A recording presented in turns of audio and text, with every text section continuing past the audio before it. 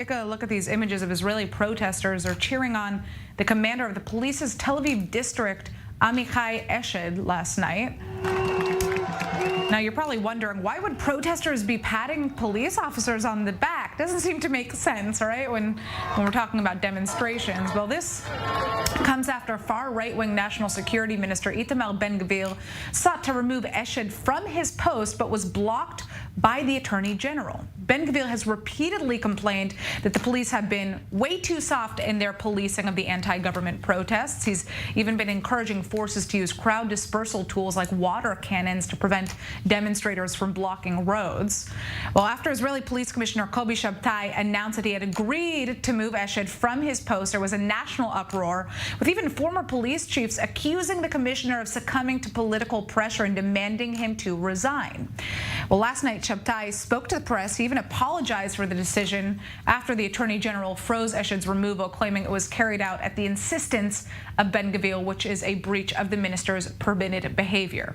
But joining us now is retired Major General David Tsur. He's a former commander in the Tel Aviv District Police and a former Israeli parliament member. So explain to our viewers why the announcement of Eshed's removal caused such an uproar and why other police commissioners have accused Ben-Gvir of trying to turn the police into a private militia. Okay. First of all, Ami Eshed, the chief of police in Tel Aviv, is a very respectable, very professional. I think he's doing a great job for the last 10 weeks that we see those demonstrations.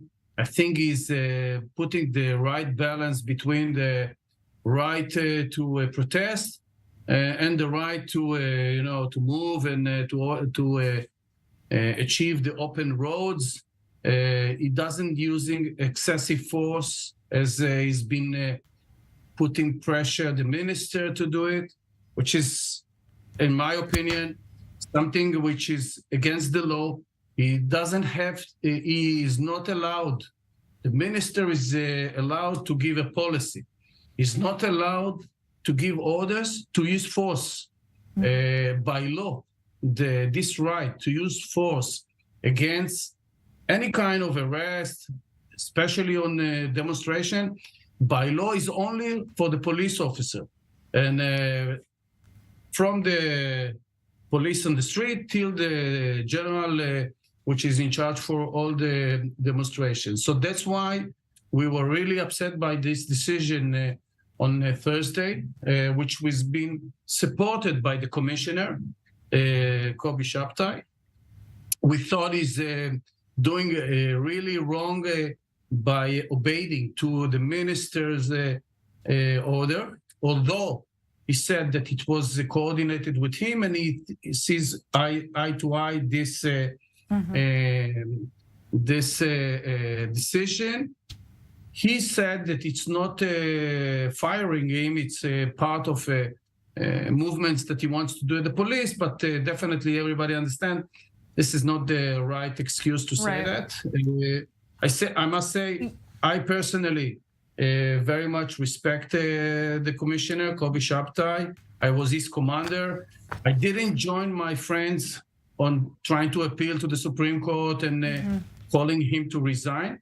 I think by coming yesterday very bravely to say, okay, I misjudged, I did the wrong decision, this is not obvious. And I think the fact that he's obeying today to the Attorney General, this is a very, very important sign to what we are going to... Well, that leads me to my next question, which is like, when we're looking at the police overall, as somebody who's kind of an insider here, what is, I guess, the general view and the rhetoric surrounding Ben-Gvir? The national security minister is a new role in the government. What control does he truly have over the police? And do the police believe that he is the right man to have this job? Yeah, it's a great question, Natasha, because first of all, the fact that he's calling himself or the government put him as a national security, it's not. We have a National Security Council. He's the Minister for Public Security, which changed the term. The legislation which is going now at the Parliament, and on Tuesday there is going to be again the discussions about changing the basic law for the police.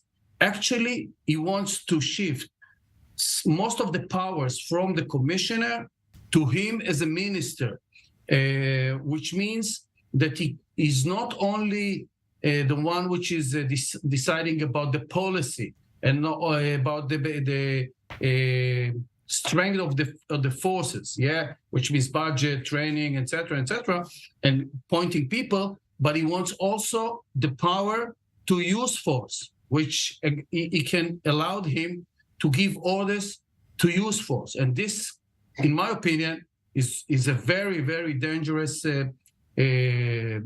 issue for the democracy, because it's not that it's a lacune that the police is so independent, because it's touching each one of our rights.